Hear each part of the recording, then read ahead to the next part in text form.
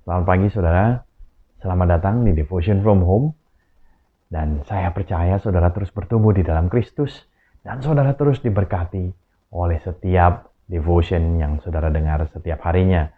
Hari ini saya hendak memulai sebuah seri yang baru yang saya beri judul Christ in Us, Kristus di dalam kita.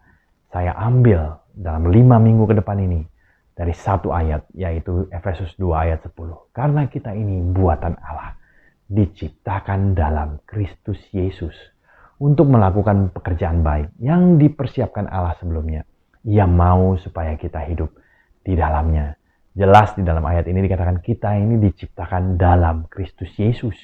Dan dikatakan Tuhan mau supaya kita hidup di dalamnya. Kita ada Kristus Yesus di dalam kita, saudara. Oleh karena itu di akhir seri ini, baiklah kita mengerti apa aja sih yang ada di dalam kita yang diciptakan di dalam Kristus.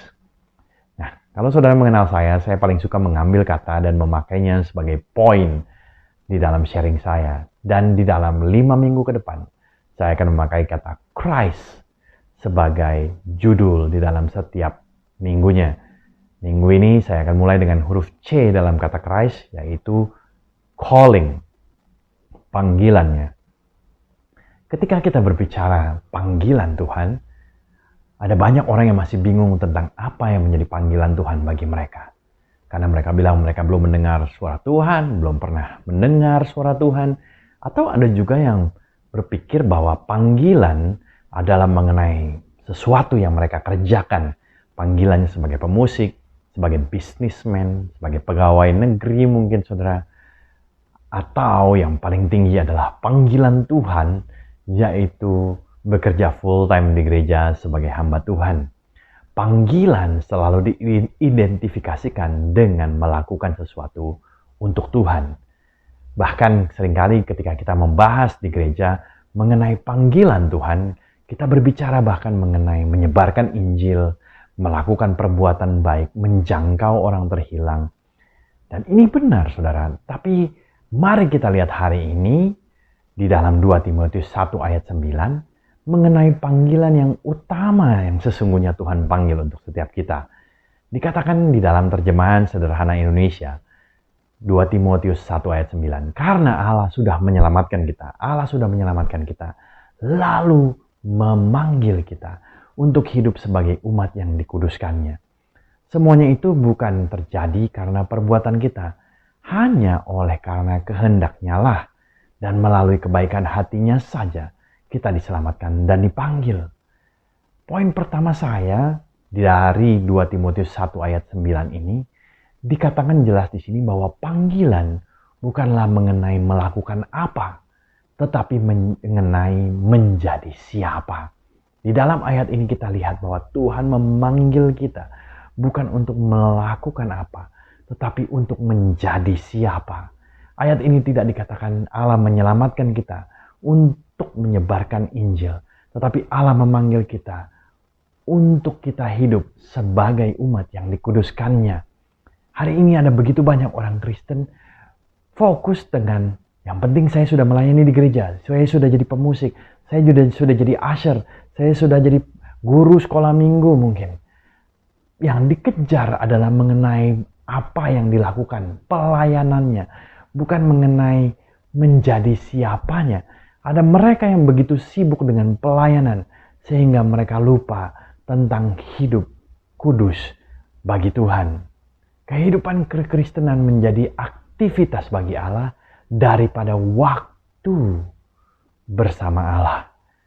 Ada begitu banyak kita dengar hamba-hamba Tuhan yang pelayanan yang tadinya besar hancur berkeping-keping karena mereka jatuh di dalam kesibukan dengan aktivitas bagi Allah, sehingga mereka lupa tentang apa yang dikatakan di dalam 2 Timotius 1 ayat 9 tadi. Mereka lupa untuk hidup sebagai umat yang dikuduskan oleh Tuhan. Waktu bersama Tuhannya hilang karena sibuk dengan aktivitas bagi Allah. Kehidupan menjadi seorang yang kudus hilang karena sibuk dengan pekerjaan-pekerjaan yang kudus. 1 Petrus 1 ayat 15 dan 16 mengingatkan kepada kita, hendaklah kamu menjadi kudus. Bukan menjadi orang yang melakukan pekerjaan kudus di dalam seluruh hidupmu. Sama seperti Dia, Tuhan yang kudus, yang telah memanggil kamu. Sebab ada tertulis, kuduslah kamu, sebab aku kudus. Jelas di sini Petrus mengingatkan kepada kita, hidup yang sama seperti Tuhan. Tuhan tidak sibuk dengan pekerjaan yang kudus, tapi Tuhan ingin kita hidup sama seperti Dia, yang mana Dia adalah kudus. Poin kedua saya, panggilan kita bukan mengenai apa yang kita lakukan, tetapi mengenai siapa yang melakukannya bagi kita. 2 Timotius 1 ayat yang 9 tadi mengatakan, semuanya itu bukan terjadi karena perbuatan kita, hanya karena kehendaknya lah, dan melalui kebaikan hatinya saja kita diselamatkan dan dipanggil. Jelas di sini dikatakan, hanya karena kehendak Tuhan, karena kebaikan Tuhan kita dipanggil. Tahukah saudara bahwa Tuhan memanggil kita bukan hanya sekedar untuk melakukan sesuatu bagi Tuhan. Bila kita dipanggil hanya untuk melakukan sesuatu untuk Tuhan, Tuhan Yesus gak perlu mati buat kita, saudara. Kalau kita hanya dipanggil untuk melakukan pekerjaan-pekerjaan perbuatan baik, Kristus tidak perlu mencurahkan darahnya bagi kita. Tetapi karena kita dipanggil untuk menjadi kudus, menjadi umatnya yang kudus, Yesus perlu mati bagi kita. Oleh karena itu Tuhan mencurahkan, mengaruniakan Yesus bagi kita, agar kita yang tidak kudus karena dosa-dosa kita ini bisa menjadi kudus karena kita telah ditebus oleh Yesus. Ibrani 10 ayat 10 dikatakan, karena kehendaknya inilah kita telah dikuduskan satu kali untuk selama-lamanya oleh persembahan tubuh, yaitu Yesus Kristus. Kita mendapat menjawab panggilan kita menjadi umat yang dikuduskan, bukanlah karena perbuatan-perbuatan kita, melainkan kita dimampukan memenuhi panggilan ini karena Yesus yang memampukan kita, karena Dia telah mempersembahkan tubuhnya untuk menebus kita dan menjadikan kita kudus. Poin ketiga saya, kehidupan yang kudus menghasilkan pekerjaan yang kudus. Yesus berkata kepada mereka, ikutlah aku dan kamu akan kujadikan penjala manusia. Seringkali kalau kita baca firman ini, yang kita fokuskan adalah, kita dipanggil untuk menjadi penjala manusia. Betul saudara, di sini Yesus mengatakan bahwa Dia akan menjadikan kita penjala manusia. Tetapi saudara, kita perhatikan di sini, menjadi penjala manusia itu adalah hal kedua. Yang pertama, yang utama Tuhan Yesus panggil kita. Panggilan yang pertama yang Tuhan katakan kepada kita adalah, marilah, ikutlah aku. Sebelum kita menjadi penjala manusia, penting bagi kita untuk menjawab panggilannya untuk mengikuti Yesus. Karena tanpa mengikuti Yesus, kita tidak akan pernah bisa menjadi penjala manusia. Saudara, berulang-ulang kali kita pernah mendengar Yohanes 15 ayat kelima. Yesus adalah pokok anggur dan kita adalah rantingnya. Bila kita tinggal di dalam Kristus dan Kristus di dalam kita, kita akan berbuah banyak. Kemampuan kita untuk melakukan pekerjaan kudus tergantung terhadap bagaimana kita menjawab panggilan yang pertamanya. Dikatakan di dalam Yohanes ini, ketika kita tinggal memilih untuk menjawab, untuk tinggal di dalam Kristus, untuk hidup kudus, Karena kita tidak bisa hidup bersama dengan Kristus kalau kita tidak dikuduskan.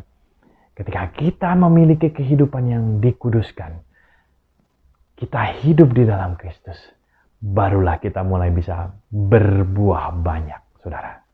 Kalau kita melihat cerita mengenai Joshua, ketika mereka setelah mengalahkan Yeriko, mereka baru saja mengalahkan Yeriko yang begitu kokoh temboknya. Kemudian mereka mau mengalahkan kota berikutnya, kota Ai yang tidak sebesar Yeriko. Yosua dan bangsa Israel gagal untuk mengalahkan kota berikutnya. Saudara tahu kenapa? Karena ada seseorang yang melanggar kekudusan yang diterapkan oleh Tuhan. Israel tidak lagi hidup sebagai bangsa yang kudus karena ada seseorang yang tidak menjaga kekudusannya. Yaitu ada orang yang mengambil hasil rampasan yang Tuhan bilang tidak boleh diambil, saudara. Perhatikan di sini, saudara. Ketika ada seseorang yang tidak hidup sebagai umat yang dikuduskan Tuhan, Israel tidak bisa memenangkan pertandingan peperangan yang berikutnya. Sama seperti apa yang dikatakan di dalam Yohanes. Ketika kita hidup di luar Kristus, kita tidak bisa berbuah banyak. Tetapi ketika kita hidup di dalam Kristus, ketika Yosua mengetahui siapa yang berbuat salah, yang membuat Israel tidak kudus, kemudian Yosua menguduskan kembali bangsa Israel. Kemudian Israel mampu mengalahkan kota yang tadinya tidak bisa dikalahkan, saudara. Itulah juga ketika kita mengikut Kristus, ketika kita hidup di dalam Kristus, ketika kita hidup sebagai umat yang dikuduskan, dikatakan dipisahkan bagi Tuhan. Ketika kita mengikut Kristus, kita memisahkan diri kita untuk tidak mengikuti dunia, tapi mengikuti Kristus.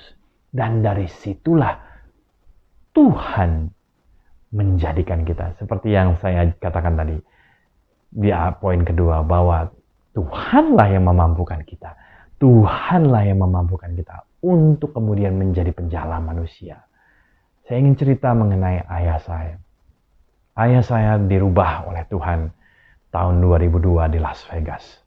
Saya mengenal ayah saya. Di tahun 2002, Tuhan menjamah ayah saya. Ayah saya yang tidak pernah menangis sepanjang saya tahu. 30 tahun waktu itu saya mengenal dia. Tiba-tiba saya melihat bagaimana Tuhan menjamah ayah saya.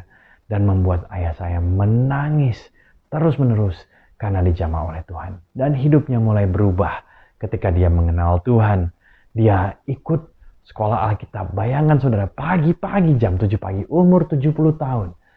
Pergi ke sekolah Alkitab saudara, bersama dengan anak-anak muda. Dia yang paling tua pada saat itu.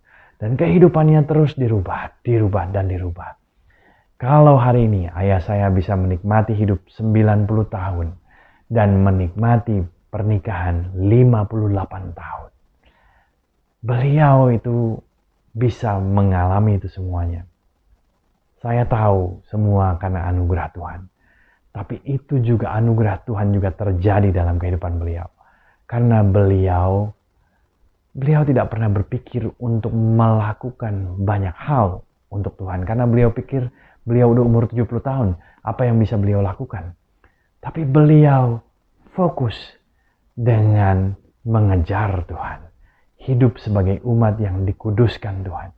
Menghafal ayat firman Tuhan di umur 70 tahun, saudara. Dan ketika dia melakukan ini, kemarin di dalam perayaan 58 tahun, kakak saya menyaksikan bagaimana dia melihat kehidupan ayah saya berbuah. Dan kakak saya yang satu lagi mengatakan bagaimana dia ingin hidupnya seperti ayah saya, hidup takut akan Tuhan. Saya melihat pernikahan beliau berubah, penuh dengan sukacita, damai sejahtera, penuh dengan keromantisan, harmonis, dirubahkan. Saya tahu itu semua karena anugerah Tuhan. Tapi itu juga bisa terjadi karena beliau mengambil keputusan untuk hidup sebagai orang yang dikuduskan oleh Tuhan. Hari ini saudara, Mungkin saudara frustasi karena saudara terus-menerus gagal. Saudara pikir untuk memenuhi panggilan Tuhan dengan gagal melakukan pekerjaan-pekerjaan kudus. Hari ini saya ingin mengingatkan kepada saudara bahwa saudara Tuhan panggil bukan sekedar untuk melakukan pekerjaan kudus, tapi Tuhan memanggil saudara yang paling utama adalah untuk hidup sebagai umat yang dikuduskan Tuhan. Sebagai umat yang dipisahkan untuk mengikuti Yesus Kristus. Hari ini saudara, mari kembali. Janganlah lagi saudara sibuk dengan aktivitas-aktivitas bagi Allah. Tapi mulailah saudara menjawab panggilan Tuhan untuk mulai hidup sebagai umat yang dikuduskan oleh Tuhan. Amin saudara. Mari kita berdoa. Tuhan, ku bersyukur untuk firman hari ini. Ajar setiap kami untuk menjadi orang-orang yang menjawab panggilan-Mu. Hidup bukan sibuk dengan pekerjaan yang kudus. Bukan sibuk dengan melakukan perbuatan baik. Tapi kami sibuk dengan meluangkan waktu bersama dengan Allah. Hidup menjadi orang-orang yang dipisahkan, dikuduskan oleh Tuhan. Terima kasih ya Bapa untuk firman-Mu hari ini. Berkati setiap jemaat-Mu yang mendengarkan. Diberkatilah kehidupan mereka, diberkatilah keluarga mereka, diberkatilah setiap hal yang menjadi kerinduan mereka. Di dalam nama Tuhan Yesus, ku berdoa dan mengucap syukur. Amin. Tuhan Yesus memberkati saudara.